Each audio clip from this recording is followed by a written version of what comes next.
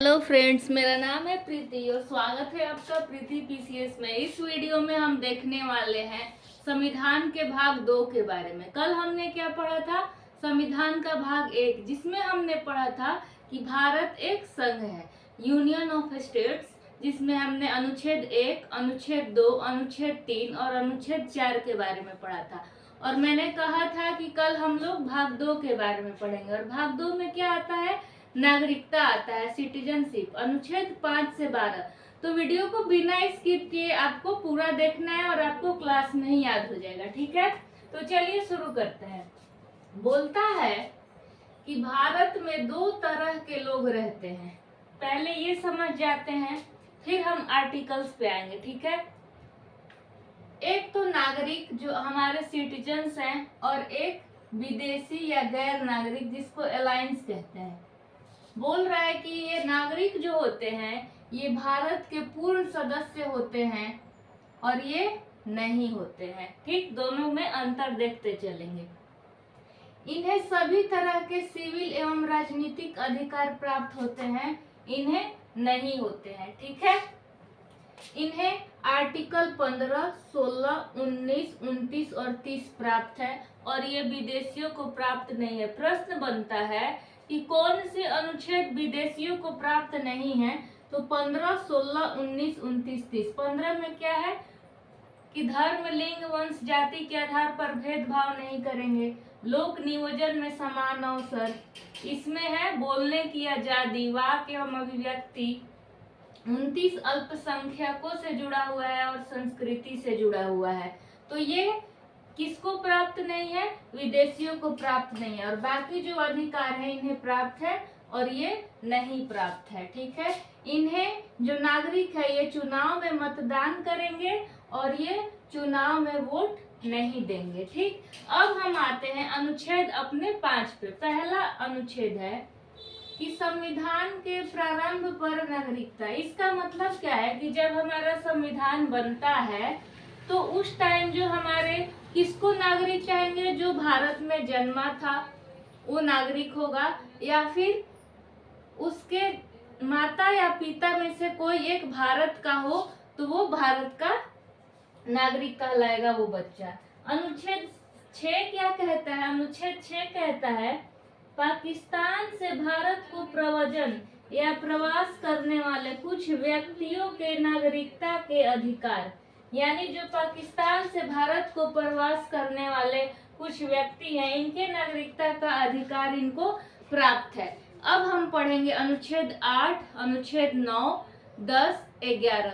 उसके बाद हम इसी वीडियो में देखने वाले हैं कि हमें अगर भारत की नागरिकता को प्राप्त करना है तो उसके लिए क्या क्या प्रोसेस है और किस किस प्रोसेस से अगर हमें भारत की नागरिकता को त्याग करके दूसरे देश की नागरिकता लेनी है तो उसके लिए क्या प्रोसेस है। उसके बाद हम एनआरआई क्या होते हैं, पीसीआई, ओसीआई, ये हम देखेंगे। एंड जो भारत नागरिकता, जो नागरिकता अधिनियम 1955 है उसको देखेंगे। ये देखेंगे कि कैसे जन्म से हम नागरिकता प्राप्त कर सकते हैं, रजिस्ट्रेशन के द्वारा नागरिकता प्राप्त कर सकते हैं। तो इसी वीडियो में हम अभी और देखने वाले हैं, ठीक? क्या है कि बोर्ड थोड़ा छोटा है तो मुझे एक वीडियो कंप्लीट करके फिर इसको इरेज करके दोबारा से एक वीडियो बनाना पड़ता है, फिर दोनों को मैं मर्ज कर देती हूँ, फिर अपलोड करती हूँ। तो हम अभी इसी वीडियो में और देखने वाले हैं। अब देखते हैं अनुच्छेद 7 में क्या कहता है। अनुच्छेद 7 कहता है कि पाकिस्तान को प्रवास करने वाले कुछ व्यक्तियों के नागरिकता के अधिकार, यानी जो पाकिस्तान को प्रवास कर रहे हैं उन व्यक्तियों को नागरिकता का अधिकार। अनुच्छेद 8 क्या कहता है कि भारत के बाहर रहने वाले कुछ भारतीय मूल के व्यक्तियों के नागरिकता का अधिकार, ठीक है? अनुच्छेद 9 क्या कहता है? किसी दूसरे देश की नागरिकता स्वेच्छा से प्राप्त करने वाले व्यक्तियों का नागरिक न होना। अर्थात अगर आप यानी कोई भी व्यक्ति अनुच्छेद 5, 6, 8 के आधार पर भारत का नागरिक नहीं माना जाएगा यदि उसने स्वेच्छा से किसी दूसरे देश की नागरिकता प्राप्त की है। यानी अगर मैं चाहती हूँ कि मैं भारत की नागरिकता छोड़ के दूसरे देश की नागरिक बन जाऊं, तो अब मैं भारतीय नागरिक नहीं कहलाऊंगी। ठीक है, अनुच्छेद 9 ये कहता है। ये याद रखिएगा कि नागरिकता से कुछ कुछ इम्पोर्टेंट जो करेंट अफेयर्स में न्यूज रहता है, जैसे अधिनियम वाला था, जैसे 2019 में आया था नागरिक अधिनियम 2019 में, जो कुछ लेटेस्ट न्यूज हुए थे वहां से कुछ प्रश्न बनता है। और कभी मतलब ज्यादातर इस अनुच्छेद से नहीं प्रश्न बनता है, मौलिक अधिकार डीपीएसपी वगैरह से ही बनता है, लेकिन एग्जाम का कोई ठीक नहीं है, कभी भी कुछ भी पूछ सकता है, इसलिए हमें सब अनुच्छेद को याद कर लेना है कि किसमें क्या है। अब देखते हैं कि अनुच्छेद 10 क्या कहता है। अनुच्छेद 10 कहता है नागरिकों के अधिकार का बना रहना। यानी अगर कोई भारत का नागरिक है तो वो कि संसद कोई भी कानून बनाता है कुछ भी, तो भारत का नागरिक बना रहेगा। अनुच्छेद 11 कहता है कि संसद के द्वारा नागरिकता के अधिकार को कानून के माध्यम से विनियमित किया जाना। विनियमित माने कंट्रोल करना, यानी संसद कानून बना के नागरिकता के सभी अधिकारों को क्या करेगा, कानून के माध्यम से रेगुलेट करेगा, कंट्रोल करेगा। ठीक, हमने क्या देखा 5 में कि जो जन्म से भारत का है या अगर उसके माता पिता भारत के हैं तो भारत का नागरिक होगा।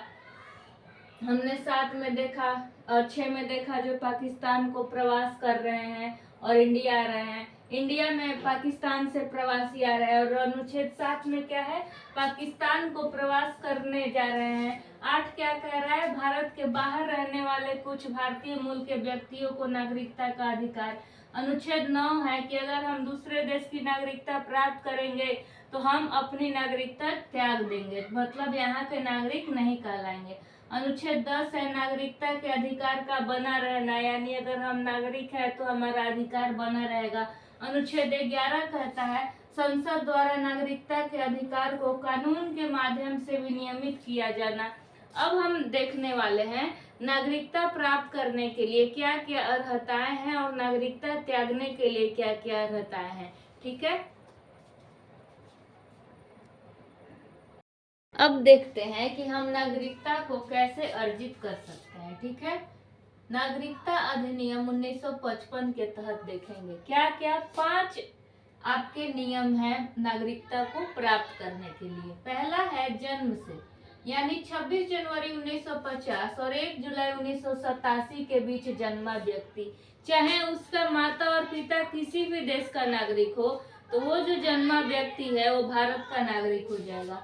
1 जुलाई 1987 और 3 दिसंबर 2000 के बीच जन्मा व्यक्ति, चाहे उसके माता पिता किसी भी देश के नागरिक हो, वो व्यक्ति जो जन्म लेगा वो भारत का नागरिक होगा। दूसरा होगा वंशानुक्रम के आधार पे। ठीक है, वंशानुक्रम के आधार पे, इसमें समझाने वाली कोई बात ही नहीं है। तीसरा है पंजीकरण द्वारा, यानी रजिस्ट्रेशन करा के। तो इसमें 2 क्राइटेरिया है रजिस्ट्रेशन वाले में।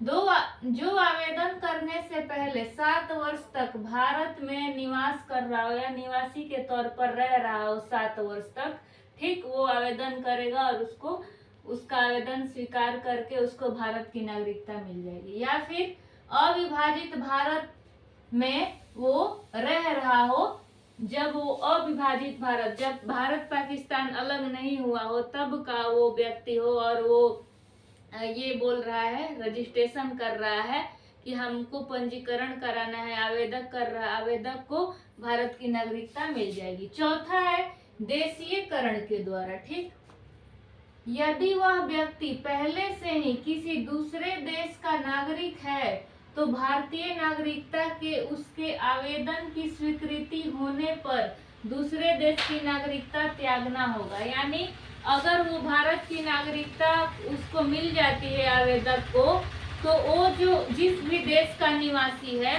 तो उसको अपने देश की नागरिकता को त्याग देना पड़ेगा, त्यागना होगा। ठीक है, यही कह रहा है देशीयकरण के द्वारा। ठीक,